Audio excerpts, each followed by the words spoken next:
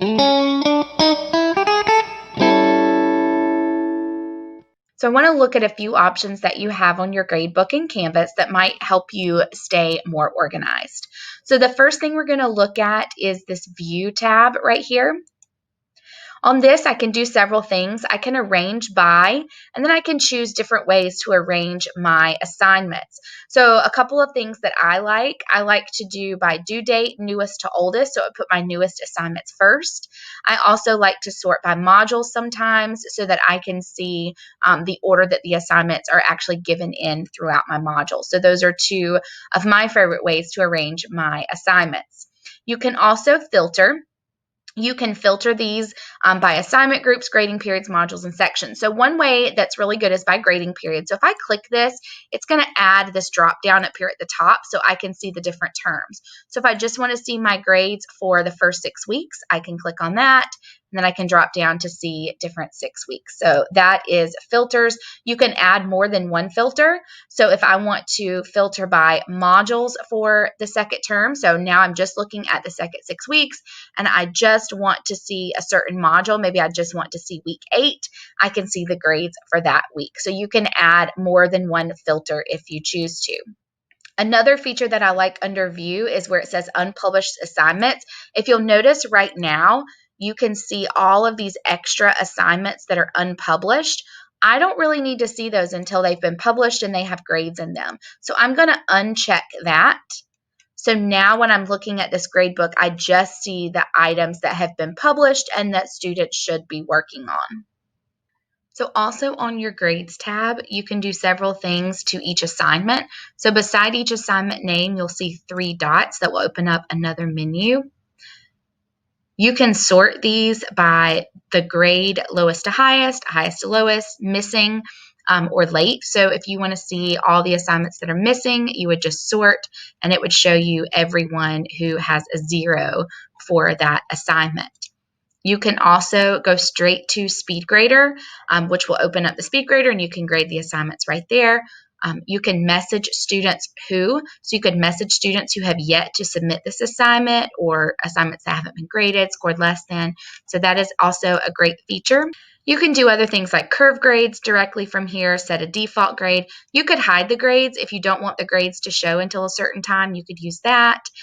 You could change how you're entering grades, either by points or percentage. You can download all the submissions, and then you can view the grade posting policy. Another feature in your gradebook is this Actions button. You can actually sync your grades right here from your gradebook. We're also going to look at syncing grades from the Grade Sync tab. So if I go back to my course and go to the Grade Sync tab, I can also sync my grades from here. This is my history of syncing my grades, and you can see over here on the side, if I get that green check mark, that's what I want to see. Everything looks good. If I have this exclamation point, it could say completed, it could say error, it could say different things, but if I see that exclamation point, I can click on the words that are there and it will tell me what's wrong. And there's several different things to look for. One of them might be value may not contain more than 50 characters. That means the name of your assignment is too long and you need to change that name. Some other error messages that you might see would be grading category missing, and that means that you do not have that assignment in an imported assignment group.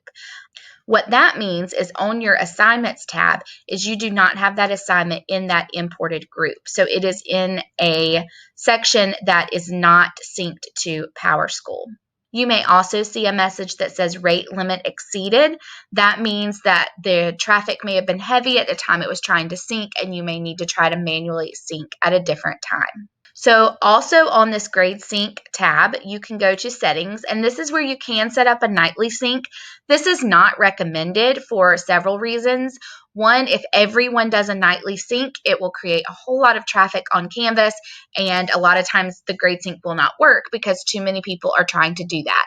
It is recommended that you remaster Grade Passback, and this is manually syncing your grades as needed.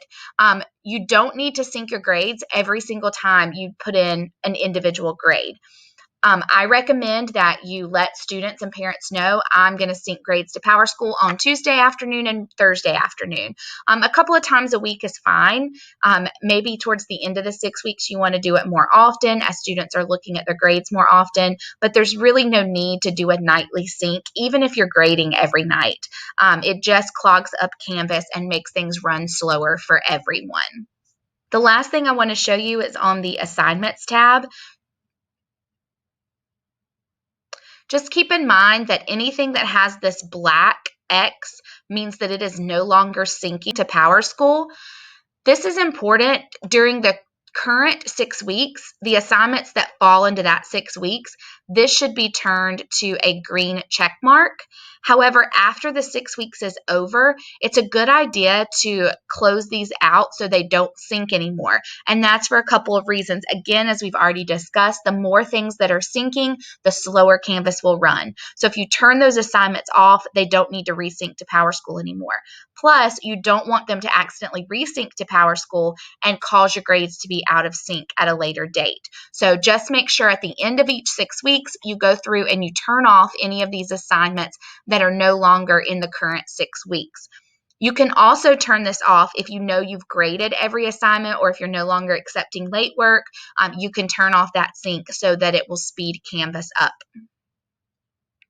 So those are just a few tips and tricks to help you out with grading and grade sync between PowerSchool and Canvas.